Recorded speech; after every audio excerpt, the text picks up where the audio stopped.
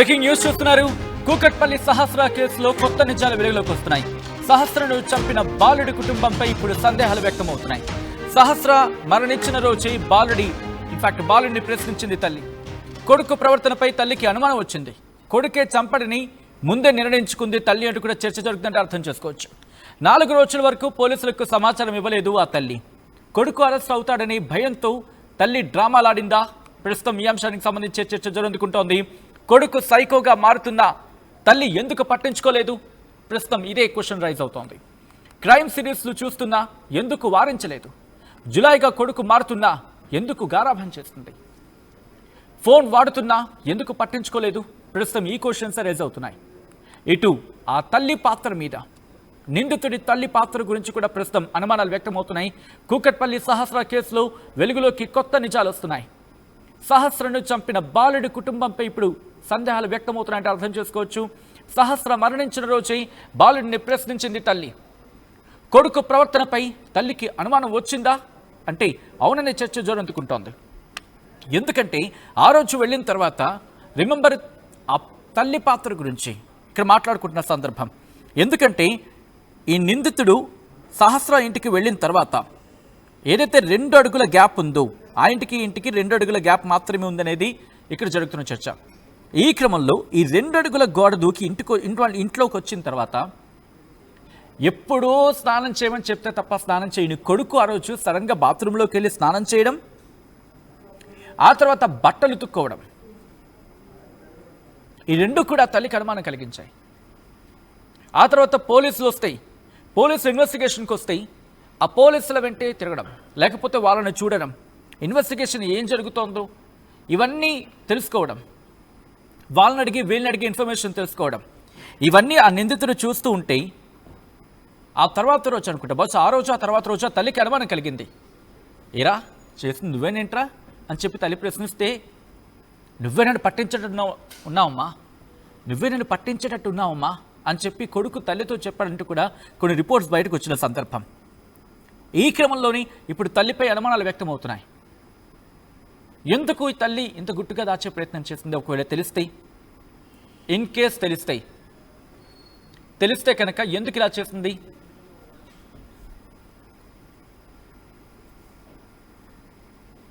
So దాంతోపాటు ఇంకొన్ని questions rise అవుతున్నాయి.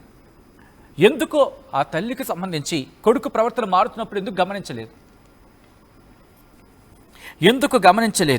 అనేది ఇక్కడ వినిపిస్తున్న ప్రశ్న. ఎందుకంటే తల్లి అక్కడ ఆ ఘటనకు సంబంధించి ఎందుకంటే అంత లేటుగా రావడం, కొంత సందర్భం వరకు కనిపించకపోవడం, ఆ తర్వాత ఇంట్లోకి రావడం, మళ్ళీ ఇంట్లోకి వెళ్ళిన తర్వాత బాత్రూంలోకి వెళ్ళడం, బాత్రూంలోకి వెళ్ళి స్నానం చేసేయడం ఎప్పుడు తల్లి చెప్తూ ఉండేదట. కొన్ని రోజులైతే స్నానం చేసేవాడు కాదంటూ కూడా చర్చ జరిగింది. అది ఎంతవరకు కరెక్ట్, ఎంతవరకు రైట్ అని చెప్పుకో పూర్తిగా మనం నిర్ధారించలేం. బట్ అటువంటి కొడుకు సంబంధించి సెల్ ఫోన్ విషయం కూడా, సెల్ ఫోన్ కొడుకు దగ్గర ఉంటే ఆ సెల్ ఫోన్ ఎలా వచ్చిందని చెప్పి కూడా ఆ తల్లి అడగలేదు అనేది ఇంకొక చర్చ జరుగుతోంది. అంటే కొడుకు ప్రవర్తన తల్లికి అనుమానం ఎందుకు రాలేదు అనేది ఒక క్వశ్చన్. అనుమానం ఎందుకు రాలేదంటే గారాభం చేస్తుందా? ఎందుకంటే హత్య జరిగిన తర్వాత దాదాపు 5 రోజుల పాటు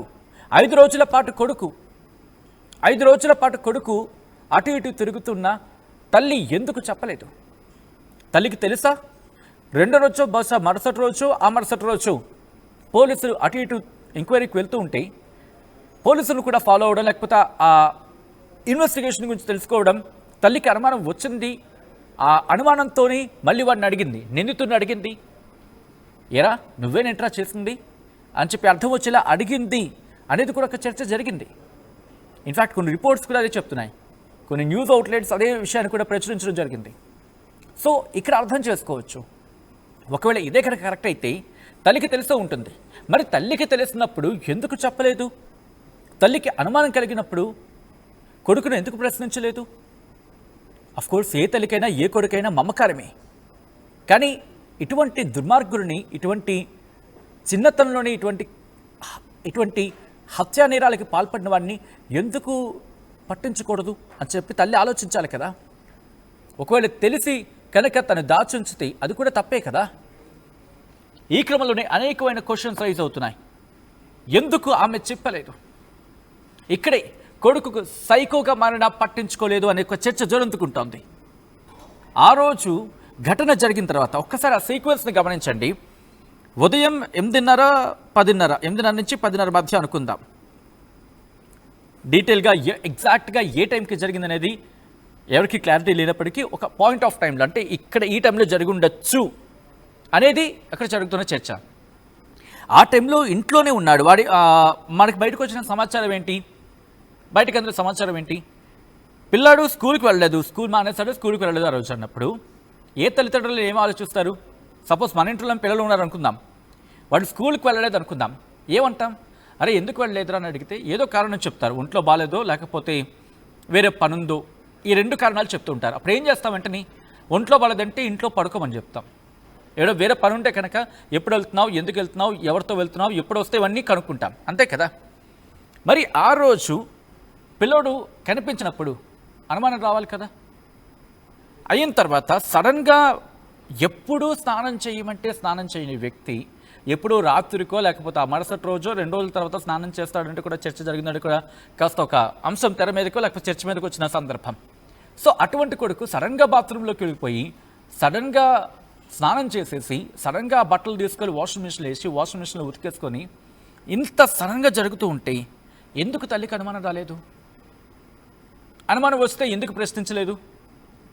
ప్రశ్నిస్తే నిజం చెప్పాడా? చెప్పిన నిజాన్ని ఆ తల్లి దాచిందా? ఒకవేళ దాచితే అది ఎంత ప్రమాదం? ఇక్కడ అనేక క్వశ్చన్స్ రైజ్ అవుతాయి కదా. ఆ పిల్లాడు స్నానానికి వెళ్ళినప్పుడు అంత డౌట్ఫుల్గా వెళ్తే అడిగితే సరిపోయేది. ఆ రోజు బయటపడి ఉండేవాడేమో, కరెక్ట్గా దొరికిపోయి ఉండేవాడేమో. అప్పుడు పోలీసులకు ఇంత టైం వేస్ట్ అయ్యేది కాదు, ఇంత జరిగేది కాదు. అఫ్కోర్స్ ఏ తల్లికైనా ఏ కొడుకన్నా మమకారమే. కానీ ఇటువంటి నిందితుల పట్ల మమకారం చూపిస్తే ఎలా? కన్నప్రేమ ఇటువంటి నిందితుల పట్ల కనికరం చూపిస్తే ఎలా?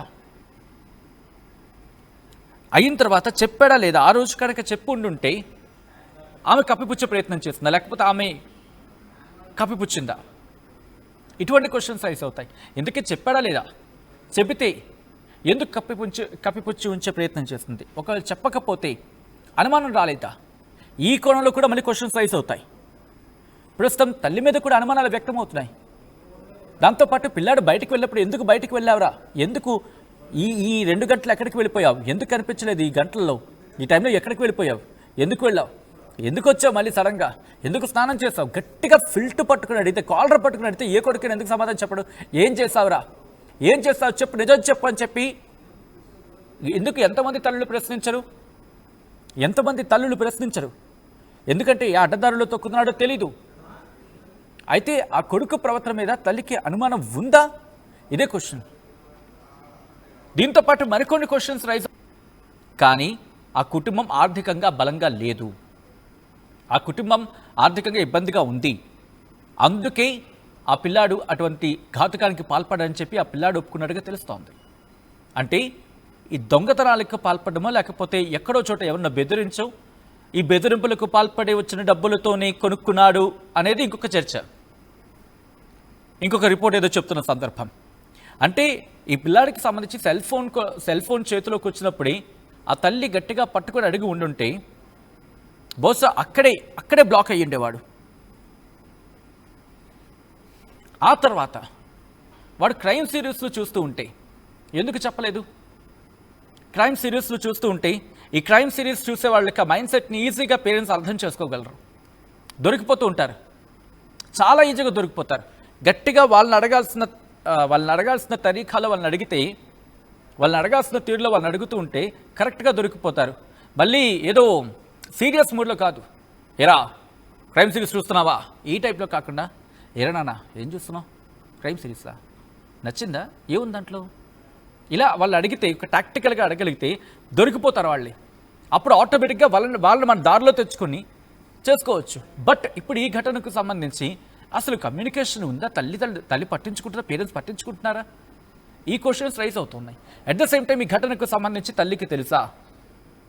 Biggest question mark. అయినప్పటికీ క్వశ్చన్ మార్క్ చుట్టూ అనేకమైన ఎక్స్క్లమేటరీ మార్క్స్ ఉన్నాయని చెప్పుకోవాలి. ఆశ్చర్యార్థకాలు ఇక్కడ ఉన్నాయని చెప్పుకోవచ్చు. ఎందుకంటే వాడి తీరు ఇక్కడ క్వశ్చన్స్ రైజ్ చేస్తున్నాయి. సో ఈ నేపథ్యంలో తల్లి పాత్ర ఉందా అనే క్వశ్చన్ తెర మీదకి వస్తుంది. కాబట్టి దీని మీద మీ అభిప్రాయం ఏమిటనేది కమెంట్ చేసే ప్రయత్నం చేయండి. ఒకవేళ ఉంటే ఏ స్థాయిలో ఉండుండొచ్చు, ఏ పాళ్లల్లో ఉండుండొచ్చు అనేది మీరు మాట్లాడే ప్రయత్నం చేయండి. ఈ కథను మిమ్మల్ని కాస్త కలవరపరచచ్చు. దీనికి సంబంధించి తగిన జాగ్రత్తలు తీసుకోవాలని ఆర్టీవీ సూచించడం జరుగుతుంది. This is somewhere disturbing content, video description is advised. ఒకసారి ఆ దృశ్యాలు మీరు చూడండి. ఆ రోజు కేకు తినిపిస్తున్న నిందితుడికి సంబంధించిన దృశ్యాలు. చెల్లి అని చెప్పి కేకు తినిపించాడు, అదే చేత్తో ఆ చెల్లి ప్రాణాలు తీసేశాడు ఆ దుర్మార్గుడు.